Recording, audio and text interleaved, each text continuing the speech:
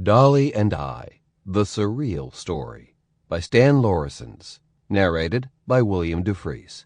Copyright 2008 by Stan Lauryssens. This unabridged audiobook is published by arrangement with St. Martin's Press and was produced in the year 2008 by Tantor Media Incorporated, which holds the copyright thereto. Part 1. McDali. This is how it started. I was 22 and worked in a Belgian cheese factory.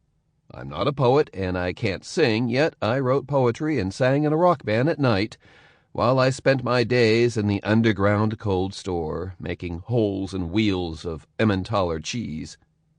One day I got a phone call from the editor of Antwerp's weekly Panorama magazine. He'd seen me on stage and read my poetry and wondered if I would be interested in a job switch. Of course I was. Wouldn't you be? Panorama asked me to become the weekly's correspondent in Hollywood.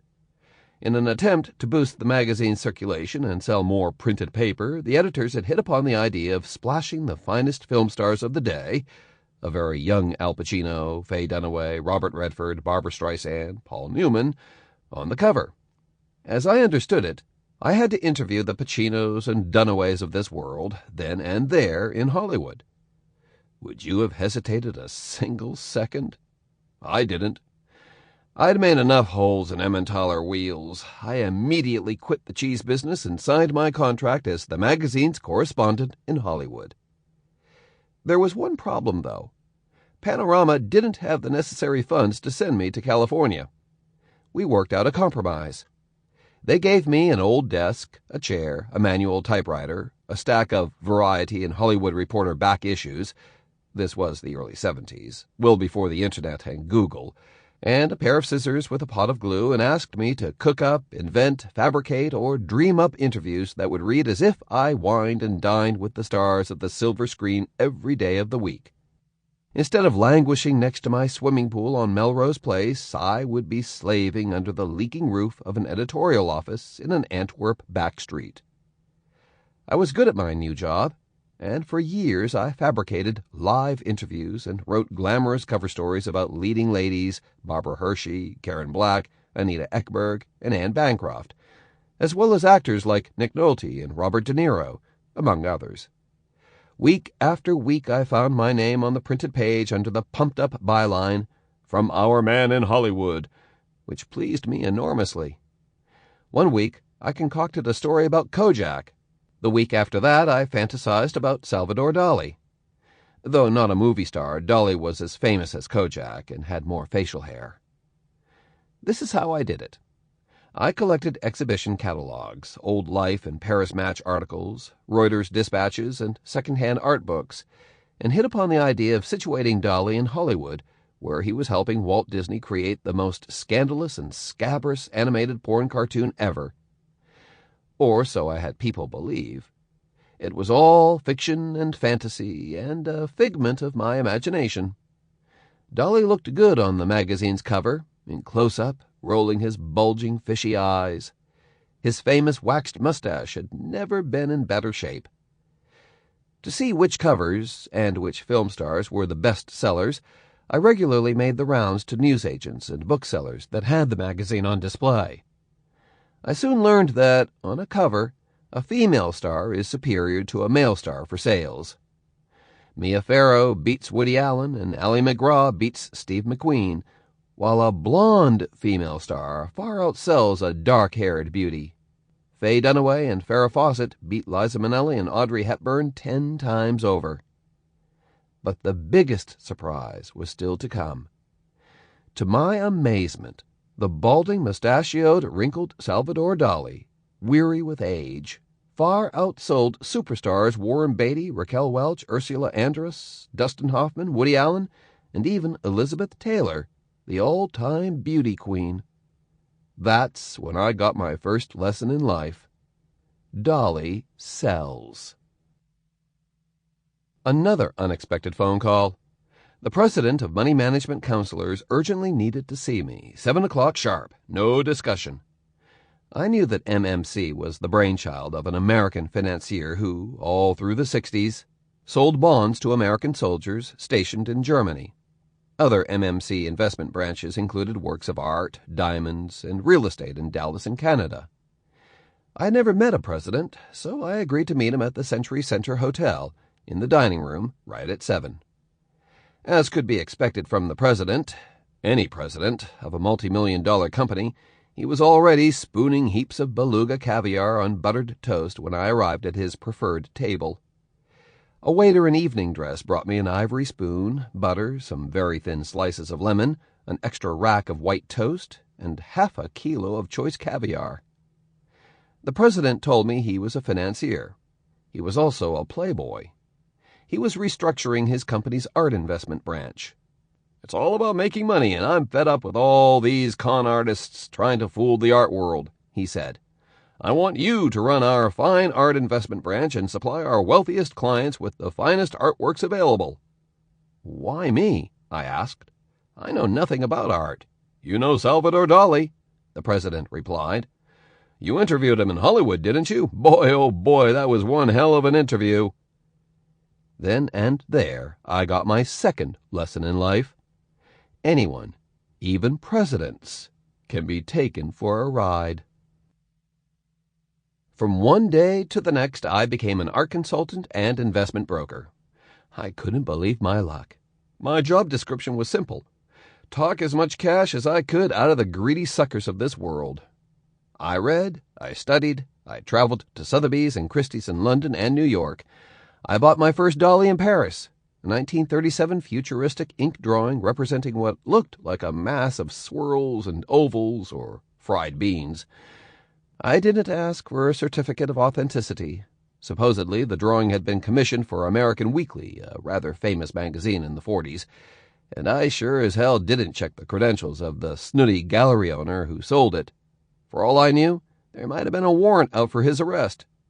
Why else would he sell a genuine Dali at half price, if it was true that, as he'd explained to me, the famous Paris auctioneers of the Hôtel Drouot had estimated its retail value to be almost double the asking price? It was a bargain, and I went for it. You see, that's how unsuspecting and inexperienced I was. I paid and took possession of the framed drawing and then had a stroke of beginner's luck. Unknown to the seller, the Dali drawing was reproduced in an official museum catalog in black and white on a half page.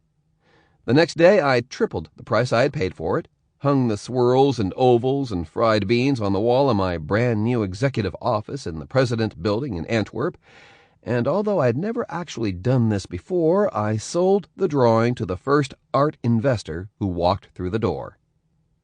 That's how a local undertaker carrying a plastic shopping bag became my first client. I told him it must be a sad way to earn your money when your clients have all died. "That's life," the undertaker replied.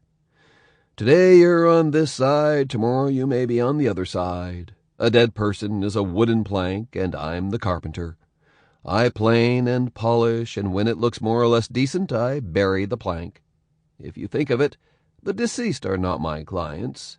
I've got only one client, the good Lord in heaven, he who governs life and death. As long as I've got the good Lord on my side, there will be dead people around." I asked him to sit down. He was wearing the uniform of his profession, dark gray suit, white shirt, gray tie, and highly polished black shoes. He sat perfectly motionless, his back straight as a rod, the plastic shopping bag in his lap, never once crossing his long legs. "My bank manager said I should talk to you," the undertaker said. Only his mouth seemed to move. "What can you do that my bank manager can't?" "Launder your money," I said. "What have you got to sell?" "Nothing." "Nothing?" "I'm not a salesperson. I'm an art dealer, and my only client is Salvador Dalí. I'm selling works of art not for their artistic value or their sheer beauty, but purely as an investment. The art market is global and has been growing by 30% a year for the last 5 years. New money from China, India, and Russia is joining the chase and pushing prices up. One day I will resell for you at a profit." "How much profit do you guarantee?" "The sky is the limit." "At long term?" "There is no long term. We'll all be dead planks tomorrow. "I've got $10,000 for you," the undertaker said. I shrugged. "Dali is not a clearance sale," I replied. "50,000. What have you got for 50,000? "Nothing. I told you, Dali is not a clearance sale." "Make it 100,000. "Now you talk like a man." "If Dali dies," the undertaker chuckled, "I will gladly fix some wax on his mustache. He'll be as good as new." "When will I get your money?" I asked. "Now," the undertaker said, and shot into action, emptying the plastic bag on my brand-new mahogany desk. Suddenly the desktop overflowed with British pounds, greenbacks, French francs, German marks, kroner, pesetas, and an assortment of Belgian, Swiss, and Russian currency. "Where did you get all this?" I asked, while trying to act natural, stifling my laughter. The undertaker apologized. "People die everywhere, all the time.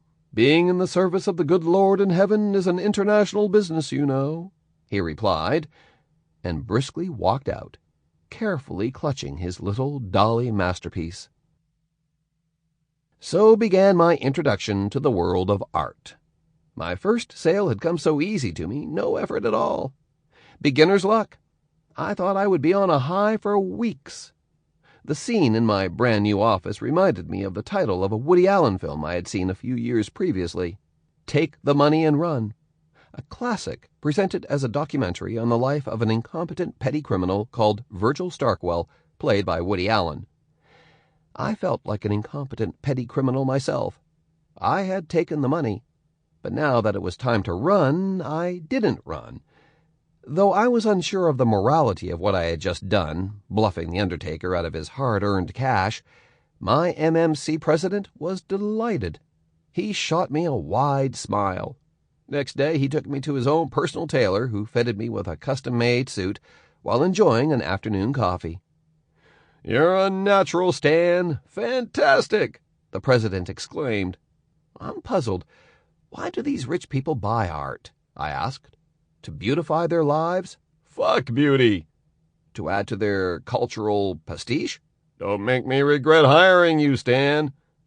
I sighed. I don't know. Do they really buy as an investment? I asked. The MMC president nodded and smiled. How far can I go? I asked.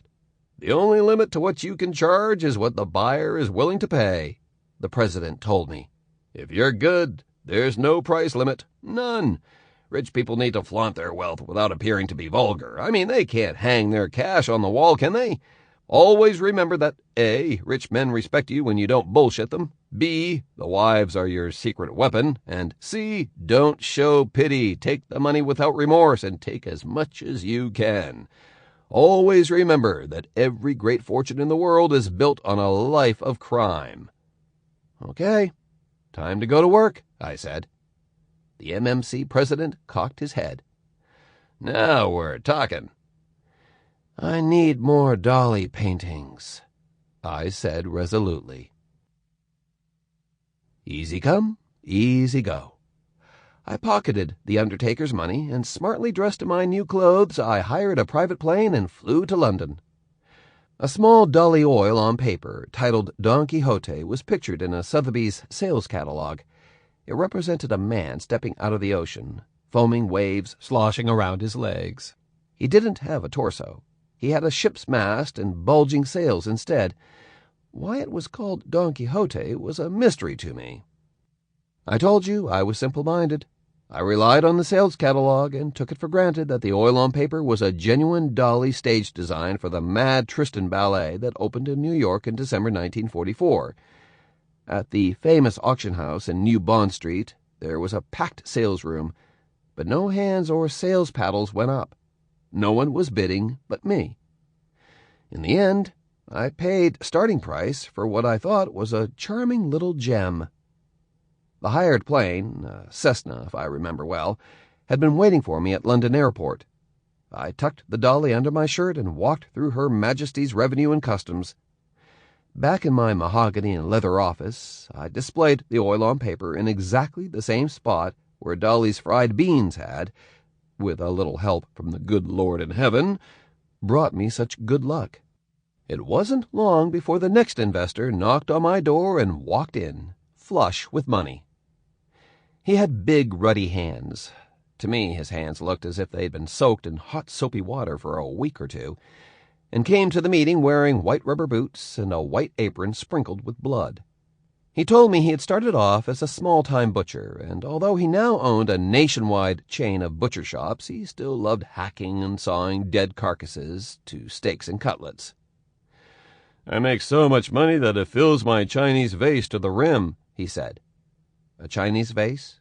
What Chinese vase?" "The one in my bedroom. Antique, Chinese, traditional. That's where I hide my money," the butcher said. "Gray market money, unofficial money, black money not reported to the government for tax purposes, illegal and funny money. I'm anxious to get rid of my hidden fortune. I don't trust the government or my banker, you know." He glanced at Don Quixote on the wall. "A masterpiece?" he asked. Okay, yeah. Well, this is certainly a fine example of Dali's work," I replied. "It deals with common elements in the artist's oeuvre, as you can see. The sea, the ocean, which symbolizes his desire to return to the womb, a landscape, bulging sails as the universal symbol of the future, various deformities." "Would you advise me to buy it?" "Well, certainly." "Why on earth is ugly?" Because it's a Dali." The butcher raised an eyebrow. "What does it cost?" "Oh, stupid question," I said. "Why?" "How much cash have you got in your Chinese vase? That's a better question." 50,000, he quickly replied. 50,000 what? Dollars or Japanese yen or Russian rubles without any monetary value? American dollars. Only 50,000? 50,000 every month, at the end of each month. "Empty your vase," I said, "and I'll give you this Dali masterpiece." "Who says it's a masterpiece?" "I do." "If I buy now, when will I make a profit?" A British investment magazine has calculated that the art of Salvador Dalí has gone up 25.94% per year between 1970 and 1975, and that's only for starters. When Dali dies, prices will skyrocket. When it came to Dali, I already knew my sales talk by heart. These days we all wear jeans. Back then, I didn't. In the 70s, when I was working for MMC, I dressed like a banker. Striped shirt, stylish tie, no Windsor knot, a three-piece suit made to measure, leather belt, and leather-soled suede shoes. I behaved like a banker, too. I collected money and gave nothing in return. In life, it's important to dress the part. The undertaker did, the butcher did, my president did, and so did I. One day I had taken off my jacket. In shirt sleeves, I was dozing in my snug leather office chair when a young man and his pretty wife walked in, both dressed in well-tailored jeans. He was carrying a suitcase and introduced himself as a manufacturer and wholesaler of counterfeit luxury goods, primarily Gucci and Louis Vuitton handbags, but also Dior lipstick, executive Fendi luggage, Prada shoes, Chanel dresses, and Armani and Ralph Lauren jackets. He explained his business to me. He bought the cheapest fabrics in low-cost countries like China and India and had them stitched together in sewing studios in Africa, mainly in Tunisia, Nigeria, and Senegal. He was in praise of Tunisian women, who are pretty good seamstresses, especially competent in stitching labels on all kinds of Chinese and Indian-made goods. You name it, they did it. "How old are you?" I asked the designer handbags manufacturer. I myself was now in my early 30s. 29, he said. "Why do you want to know? Are the police after you?" No comment. "The denim you're selling, is it the real thing?" I asked. "Or a clever forgery like fake Louis Vuitton handbags and fake Cartier watches and bottles of fake Dom Perignon champagne?" "None of your business," he snapped. It's a good thing to know when to shut up. I shut up. "Good. Now will you listen to me?" the handbag manufacturer asked. "I'll listen." "You're the talk of the town. You're an expert on Dali, they say. You're a moneymaker. I'd like to buy a Salvador Dalí painting. Not a drawing, not some diddly-do on paper. No. I want a real oil on canvas. Big, impressive, a museum piece. We're rich. We've got money to spend. We live in Germany in the Rhine Valley in a castle with turrets and a drawbridge. Though I can drive only one at a time, I've got 4 cars, a silver Mercedes 500 SI, a mud-splattered 4x4 Land Rover, a new Porsche, of course, and a Fiat Punto for my wife's shopping. My wife's name is Catherine, by the way. I tried a joke.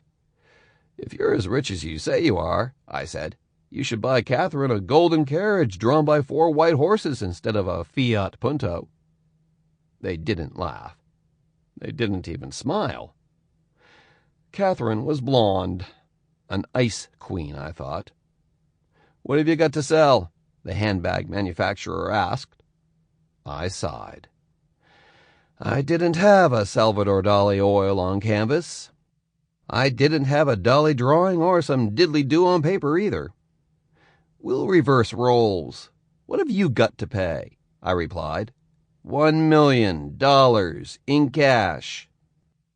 I coughed and choked and rocked with laughter. You sure have to work hard to earn that kind of money, I stuttered.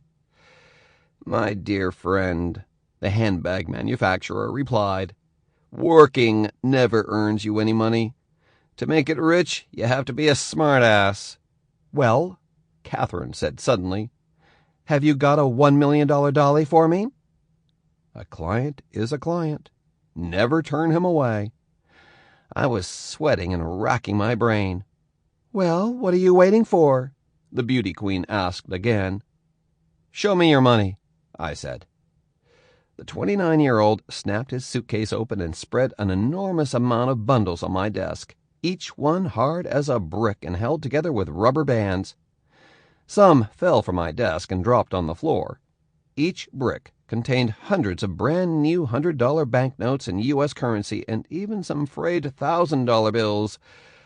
I'd never before in my life seen that much money.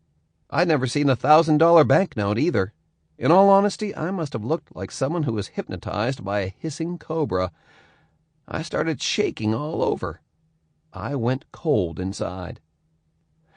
Like a good salesman, I tried to hide my astonishment behind a poker face until it was my turn to impress the handbag manufacturer. Racking my brain and buying time, I slid a VHS tape into the video player. On screen, in grainy black and white, a stream of rainwater is flowing down the gutter of a New York street. In the water, an old wooden crutch floats by, carried by the current. A second and third crutch follow the first. Suddenly, the crutches are no longer there. In the cold and rain outside the St. Regis Hotel, gaggling reporters, TV crews, and autograph hunters call out Dali's name like a chorus. Reporters. Dali! Dali! Dali! Reporter number 1. I am from Time Magazine. Time Magazine. Everyone says you're a genius. We watched Dali emerge from a yellow cab.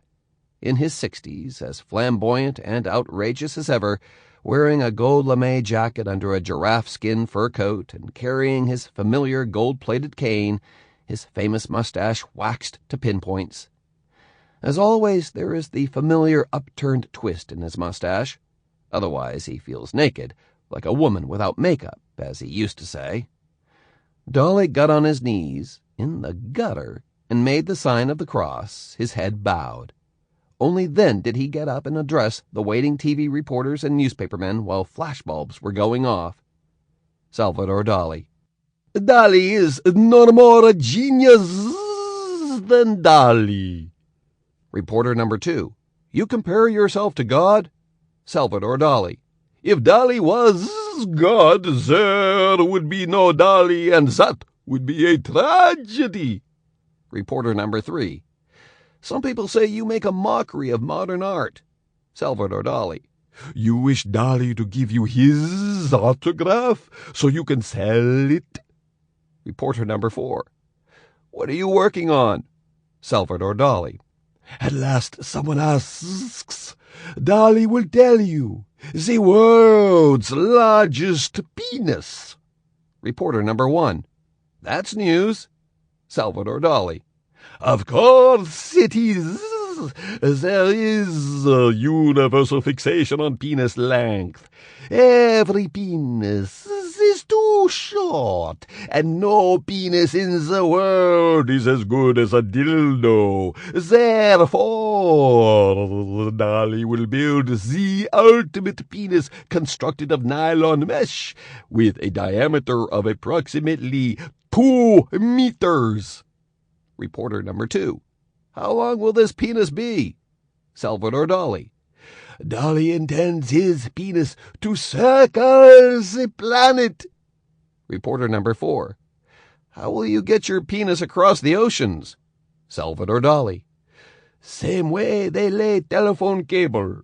When Dali's penis is finished, it will ejaculate over the headquarters of the United Nations. Reporter number 2. Can you make money of this? Salvador Dalí. Whatever Dali touches turns to gold. Dali's penis is no exception. Dali had a wonderful voice, and his English was very comical. He rolled his R's, as in Spanish, with a sharp twist, exaggerating his bad pronunciation and articulating every syllable, while throwing in a few Catalan vowels. He also referred to himself in the third person, as if he were talking about someone else. He pulled a wad of dollar bills out of his pocket and threw the money to the shouting reporters. Then he gave his mustache a playful twist. Whatever Dali touches turns to gold, I said. The man says so himself. Yes, I'll give you a Dali, the best Dali you've ever seen. Catherine looked around the office. Where is it? Offhand, I flipped through a Dali Museum catalog on my desk and let it fall open on the world-famous Last Supper oil on canvas, property of the National Gallery of Art in Washington, D.C. Here it is, I said, and showed the couple the peaceful image on glossy paper. Your Dali. It looked impressive, I must say, on paper. I could hear my heart pounding. It's yours. Did you notice the size of the painting? 167 by 268 centimeters. That's huge for a Dali oil on canvas. Huge, but a perfect size in your castle. The fake designer handbag manufacturer turned to his wife. Dali will look great next to the Monet and Degas and the one Rubens we've got, he said with a shrewd smile. Good. When can we collect it? Catherine asked impatiently. I'm sorry, I said. If ever there was a Dali masterpiece, it's this one. Unfortunately, you can't collect it. Not yet. You'll have to be patient. The painting is on loan to a major American museum. When this show is over, it will travel to the Paul Ricard Foundation in Paris, the Glasgow Art Gallery and Museum in Scotland, and the Minami Art Museum in Tokyo. Finally, it will end up for its first Spanish exhibition ever in the Dali Museum in Figueres. I shook my head. I agree, that's a long way to go, but please don't worry. While you talk to me now, at this very moment, you're earning money. Imagine, your painting will be reproduced in color in museum catalogs all over the world.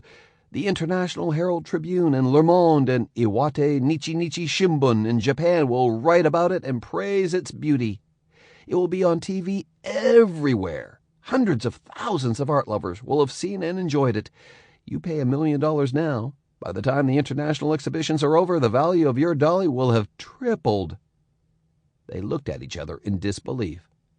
You think so? I don't think. I never do. I know. When will that be? 2, 3 years, 4 perhaps. I could see greed as well as disappointment on their faces. Give it to us, now, they hissed anxiously. I had to do something. I had to gamble and do it quickly. I pocketed 1 bundle of crisp dollars and stacked the remaining bundles of U.S. currency in my top desk drawer, and over the desk I gave Catherine the Dali Museum catalog with the image of the famous painting on glossy paper. What the fuck am I going to do with a book? The fake designer handbag manufacturer snapped. With a wide sweep, I tore the Last Supper out of the Dali Museum catalog and handed the crumpled glossy to the new owners. Frame it, I said. Enjoy it. I was nervous as hell. $1 million. A fortune. Sample complete. Ready to continue?